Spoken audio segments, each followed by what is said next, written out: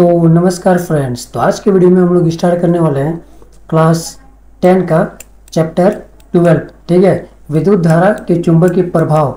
ये नोट्स पढ़कर आप एग्जाम में 95% तक ला सकते हैं। ठीक है, ये धमाकेदार नोट्स होने वाला है।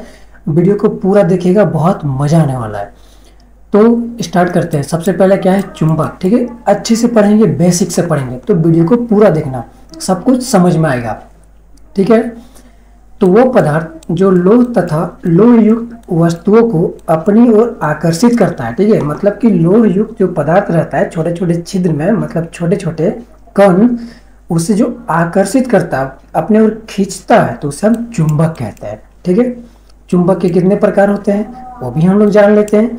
तो प्राकृतिक चुंबक सबसे पहला होता है, प्राकृतिक चुंबक। ठीक है, नोट्स बना लेना बहुत ही ज़्यादा इंपॉर्टेंट है। ठीक, तो ऐसे चुंबक जिनकी कोई निश्चित आकृति नहीं होती है। ठीक, ध्यान देना, जिसकी कोई निश्चित आकृति नहीं होती है तथा उनकी आकर्षण शक्ति अर्थात चुंबक बहुत कम होता है, वो मैग्नेटाइट पत्थर एक प्राकृतिक चुंबक है। ठीक है, तो ये चीज याद कर लेना, मैग्नेटाइट पत्थर। अब हम लोग यहाँ पे देखते हैं कृत्रिम चुंबक। तो कृत्रिम चुंबक क्या है, ऐसे चुंबक जिनकी आकृति निश्चित होती है और इनका चुंबक बहुत अधिक होता है। ठीक, तो दंड चुंबक, नाल चुंबक एक कृत्रिम चुंबक है। यानी कि कृत्रिम चुंबक का साफ साफ मतलब निकलता है कि कृत्रिम चुंबक आदमी लोग बनाता है, यानी कि कोई लोग बनाए हुए हैं। ठीक है, उसको मानव द्वारा निर्मित किया गया है। तो वही क्या क्या, एक है दंड चुंबक और एक है नाल चुंबक, और इसी को हम लोग बोलते हैं कृत्रिम चुंबक। आगे समझ में।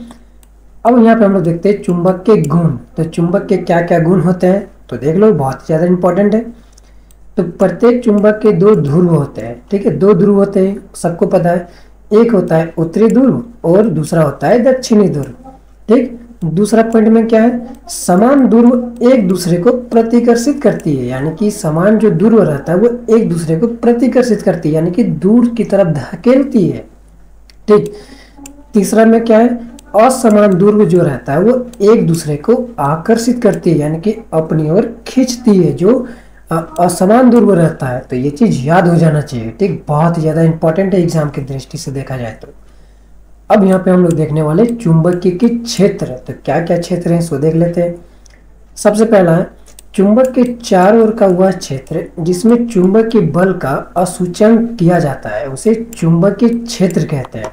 ठीक, तो चुंबकीय क्षेत्र का मात्रक क्या होता है, टेस्ला होता है। ये इंपॉर्टेंट है, इसको याद कर लेना और कॉपी में लिख लेना, बहुत ही ज़्यादा इंपॉर्टेंट है। अब यहाँ पे नोट्स।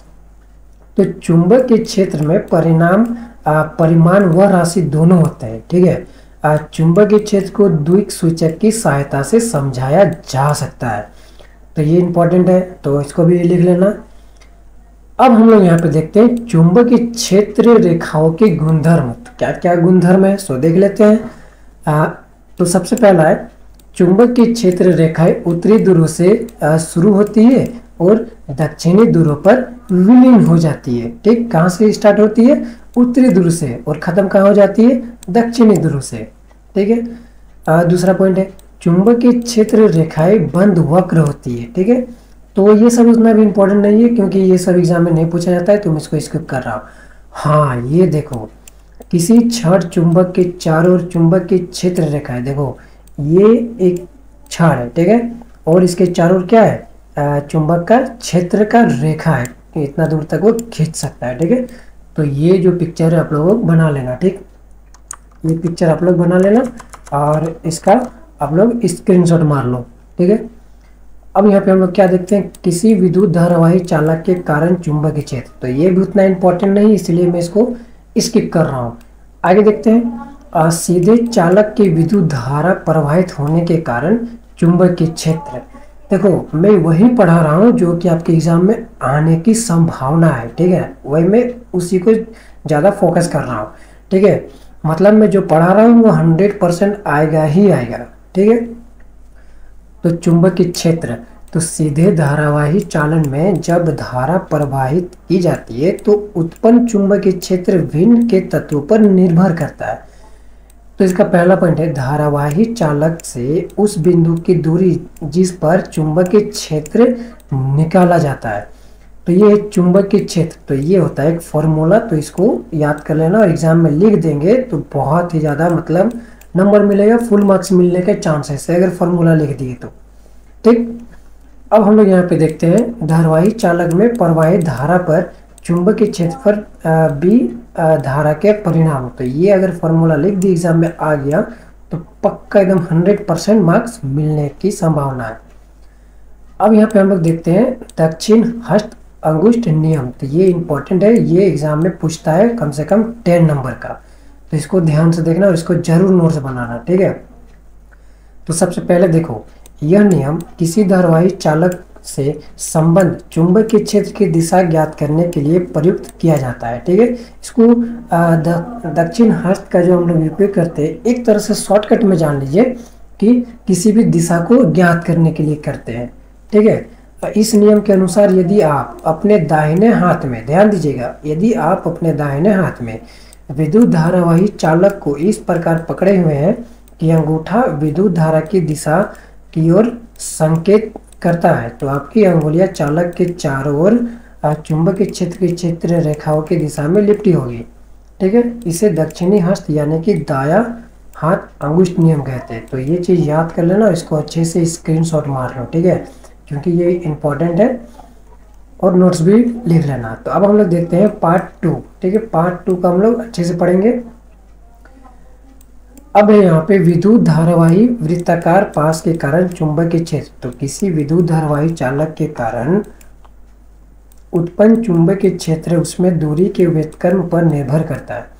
इसी प्रकार किसी विद्युत धारावाही पर पास के प्रत्येक बिंदु पर उनके चारों ओर उत्पन्न चुंबकीय क्षेत्र को निरूपित करने वाले सकेंद्र वृत्तों की साइज तार से दूर जाने पर लगातार बड़ा होता जाता है। ठीक, अब क्या है यहाँ पे परिनालिका में प्रवाहित विद्युत धारा के कारण चुंबकीय क्षेत्र, तो ये भी इतना इंपॉर्टेंट नहीं है, तो इसको मैं स्किप कर देता हूँ। तो अब यहाँ पे चुंबकीय क्षेत्र में किसी विद्युत धारावाही चालन पर बल, तो ये भी इंपॉर्टेंट नहीं है, बस एक लाइन इसमें इंपॉर्टेंट है, ये चीज जो हाईलाइट किया हुआ है, क्या धारावाही चालक पर लगने वाले बल निम्न कारकों पर निर्भर करता है। तो ये जो है बहुत ही ज़्यादा इंपॉर्टेंट है, एग्जाम में ये पूछेगा।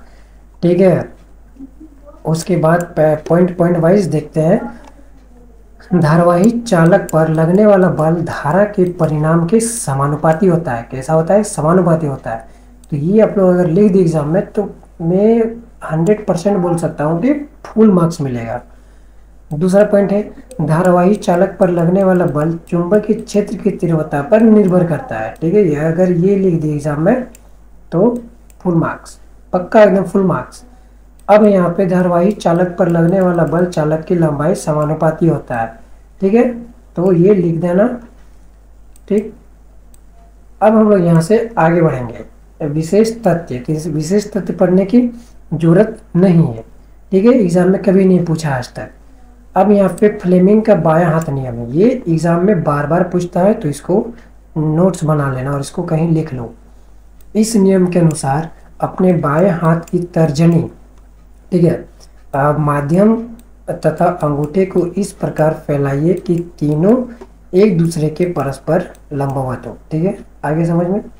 यदि तर्जनी चुंबक क्षेत्र की दिशा और माध्यम चालक में प्रवाहित विद्युत धारा की दिशा की ओर संकेत करती है तो क्या होगा?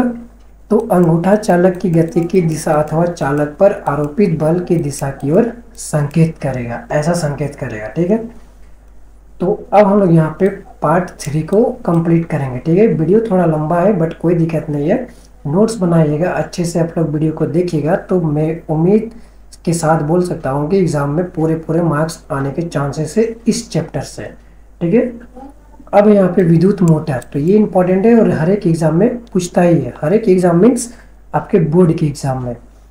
तो विद्युत मोटर एक ऐसी घूर्णन युक्ति है, कैसी युक्ति है? घूर्णन, वो घूमता है, मोटर क्या करता है? घूमने का काम करता है, तो जिससे विद्युत ऊर्जा का यांत्रिक ऊर्जा में रूपांतरण होता है। तो इसका प्रयोग विद्युत पंखों, वॉशिंग मशीन, कंप्यूटर आदि में किया जाता है। ठीक है, तो पंखों में किया जाता है मोटर का यूज़, वॉशिंग मशीनों में किया जाता है और कंप्यूटर में किया जाता है, कई सारे मशीनों में भी किया जाता है। अब है यहाँ पे इसका सिद्धांत, किसका सिद्धांत? ये विद्युत मोटर का सिद्धांत क्या है? सो देखो, जब किसी धारवाही आयताकार कुंडली को चुंबकीय क्षेत्र में रखा जाता है तो उस पर बल पर आघूर्णन कार्य करता है और उस पर घूर्णन करने लगती है। ठीक है, अब इसका रचना क्या होता है, विद्युत मोटर के निम्नलिखित भाग होते हैं। कौन कौन से भाग होते हैं, तो सबसे पहला भाग होता है क्षेत्र चुंबक, दूसरा भाग होता है आर्मेचर, और तीसरा भाग होता है विभव वलय, और चौथा में ब्रूस होता है। तो ये 4 भाग से एक मोटर बनता है। ठीक है, पहला पॉइंट क्या है, क्षेत्र चुंबक। तो यह एक शक्तिशाली अस्थायी चुंबक होता है। ठीक है, बहुत ज़्यादा शक्तिशाली होता है, जिसके ध्रुव खंड N और S इस चुंबक के ध्रुव पर बीच उत्पन्न चुंबकीय क्षेत्र में आर्मेचर कुंडली घूमती है। यानी कि जिस आर्मेचर को बीच में रखते हैं वो जो रहता है ना N और S, उसके बीच बीच में घुमाता है, क्योंकि एक ले जाता है और एक खींचता है और एक मतलब धकेलता है, उसके चलते वो गोल गोल गोल गोल घूमने लगता है। ठीक, अब यहाँ पे आर्मेचर, तो ये अनेक फेरों वाली एक आयताकार कुंडली यानी कि ABCD होती है, जो कच्चे लोहे के क्रूड पर तांबे की पृथक्कृत तार लपेटकर बनाई जाती है। ठीक है, तांबे की तार, यदि आप लोग कभी क्या बोलते हैं उसको, मोटर खोले होंगे तो उसमें एक तांबे की तार लिपटी मिलेगी, तो वही होता है आर्मेचर में, वो लिपटी होती है। ठीक है, वही काम करता है घूमने का। अब यहाँ पे विभक्त वलय, तो यह 2 अर्धवृत्त वलय में L और M के रूप में होता है। ठीक है, अब कुंडली के सिरे A और B इन भागों में अलग अलग जुड़े होते हैं। तो यह कुंडली में प्रवाहित होने वाली धारा की दिशा को इस प्रकार परिवर्तित करता है कि कुंडली सदैव एक ही दिशा में क्षैतिज अक्ष पर घूमती है, यानी कि एक ही दिशा पर घूमने का कार्य करता है। कौन, ये विविक्त वलय। ठीक, अब हम लोग पढ़ने वाले हैं ब्रूस। तो ये क्या होता है, तो विविक्त वलय यानी कि L और M धातु की बनी 2 पत्तियों का स्पर्श करते हैं, यानी कि जिससे हवा लगता है। ठीक है, उन्हें ब्रूस कहते हैं, यानी कि L और M नाम का जो रहता है वो 2 पत्तियों का बना होता है। ठीक है, वही उसी को हम लोग क्या बोलेंगे, ब्रूस कहेंगे। अब इसका कार्य विधि को हम लोग नहीं पढ़ेंगे, क्योंकि हम लोग मशीनों का कार्य जानते हैं, पंखों का कार्य जानते हैं। ठीक है, वो कैसे घूमती है वो भी हम लोग पढ़ लिए, तो ये पढ़ना टाइम वेस्ट होगा। अब हम लोग यहाँ पे देखते हैं विद्युत चुंबक की प्रेरण। तो ये इंपॉर्टेंट है, कहीं नहीं 2023 के एग्जाम में ये पूछा गया था। क्या है, जब किसी चुंबक पर कुंडली के बीच सापेक्षिक गति होती है। ठीक है, सापेक्षिक गति याद रखिएगा, तब कुंडली के एक विद्युत वाहक बल उत्पन्न होता है, जिसे प्रेरित विद्युत वाहक बल कहते हैं। तो ये इंपॉर्टेंट है, इसको लिख लो। यदि कुंडली एक बंद परिपथ में है तो प्रेरित विद्युत वाहक बल के कारण कुंडली में विद्युत धारा प्रवाहित होती है, जिसे प्रेरित धारा कहते हैं।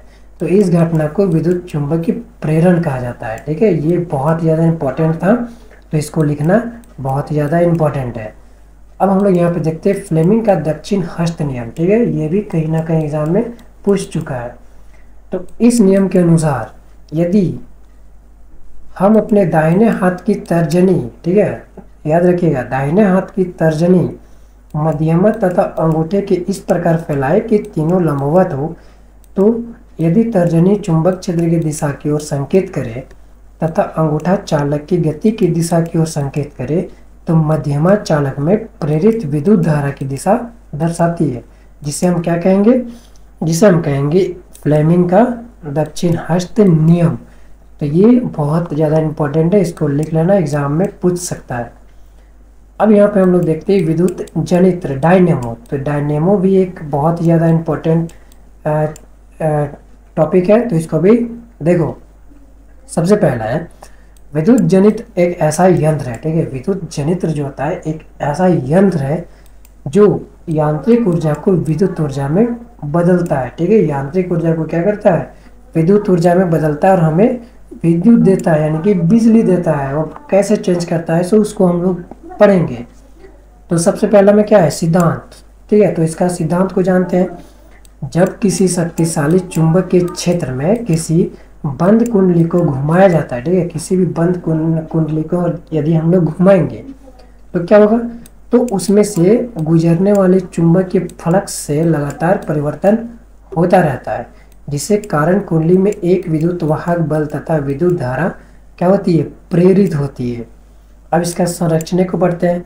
तो इसके मुख्य भाग निम्नलिखित होते हैं। ठीक है, इसके मुख्य भाग क्या होते हैं, निम्नलिखित, जैसे कि क्षेत्र चुंबक, आर्मेचर, सर्पी वलय और ब्रूस सेम वही है, तो उसको हम लोग फिर से दोबारा नहीं पढ़ने वाले, ठीक है, क्योंकि हम लोग ये पढ़ चुके हैं। ब्रूस क्या होता है, ये सब सेम सेम है, कोई दिक्कत वाली बात नहीं है, ठीक है। इसका कार्यविधि को हम लोग नहीं पढ़ेंगे क्योंकि कार्यविधि just a time waste. Okay, अब यहाँ पे हम लोग देखेंगे दृष्ट धारा तथा प्रतिवर्ती धारा में अंतर। तो ये अंतर जान लूँ क्योंकि ये लगभग 2023 के एग्जाम में भी पूछा था ये, ठीक है। तो एक ही चैप्टर से 2 क्वेश्चन पूछा गया था, एक ये और जो मैंने आपको ऊपर बताया था वो, ठीक है। तो इसको भी देख लो, हो सके कि 2026 में पूछेगा। तो देखो, तो दृष्ट धारा सदैव एक ही दिशा में प्रवाहित होती है। क्या होती है, दृष्ट धारा जो रहती है एक ही दिशा में बहती है, जबकि प्रत्यावर्ती धारा एक निश्चित समानांतराल के पश्चात अपनी दिशा के उत्क्रमित रहती है। दृष्ट धारा की तुलना में प्रतिवर्ती धारा एक महत्वपूर्ण लाभ यह है कि प्रतिवर्ती धारा में विद्युत शक्ति को सुंदर स्थानों पर बिना अधिक ऊर्जा के प्रेरित किया जा सकता है। तो यही होता है विद्युत धारा तथा प्रतिवर्ती धारा में अंतर, ठीक है। अब हम लोग यहाँ पे देखते हैं घरेलू विद्युत परिपथ, ठीक है। आपके घर में कितना विद्युत, कौन सा विद्युत यूज कर रहे हैं, कितना परिपथ उसमें जा रहा है, वो चीज़ देख लो, वो इम्पोर्टेंट है। क्या है, हम अपने घरों में प्रत्यावर्ती विद्युत शक्ति यानी कि 220 वोल्ट प्राप्त करते हैं, ठीक है। हमारे घर में कितने वोल्ट आता है, 220। अगर 220 से ज़्यादा अगर आ गया तो हो सके तो पंखा उड़ेगा या फिर टीवी उड़ेगा, कुछ ना कुछ जरूर उड़ेगा। तो हमारे घर में लगभग 220 वोल्ट होता है, और उसको कंट्रोल करने के लिए हम लोग क्या लगाते हैं, एक स्टेबलाइजर लगाते हैं, ठीक है। अपूर्ण आपूर्ति का एक तार लाल विद्युत रोधन युक्त होता है, ठीक है। क्या होता है, एक लाल तार जो होता है वो विद्युत रोधन तार होता है, जिसे विद्युन्मय तार कहते हैं। तो दूसरे तार पर काला विद्युत रोधन होता है, ठीक है। एक लाल होता है और एक काला तार होता है, जिसे उदासीन तार कहते हैं, ठीक है। काला वाला तार को हम लोग क्या कहेंगे, उदासीन तार। तो इन तारों के बीच 220 वोल्ट का विभवांतर होता है। तीसरा तार जिस पर हरा विद्युत रोधन होता है उसे भूसंपर्क तार कहते हैं, जिसे हम क्या कहेंगे, भूसंपर्क तार, ठीक है। तो ये चीज़ याद होना चाहिए। भूसंपर्क तार में क्या होता है, यदि आप लोग इसे, हम लोग अपने भाषा में तो अर्थिंग बोलते हैं, यदि हम लोग इसे लगाते हैं, ठीक है, तो लगाने से क्या होता है कि कहीं भी करंट, बॉडी करंट नहीं आएगा किसी भी मशीन में। जैसे कि एक तार यहाँ पे लाल हो गया, एक तार यहाँ पे काला हो गया, और जो ये बीच में रहता है यहीं पे हम लोग क्या लगाते हैं, अर्थिंग का तार लगाते हैं। यहाँ पे लगाने से क्या होगा, बॉडी करंट किसी भी मशीन में नहीं आएगा। तो यही चीज़ है, ठीक है। इसको हम लोग क्या कहेंगे, भूसंपर्क तार कहेंगे।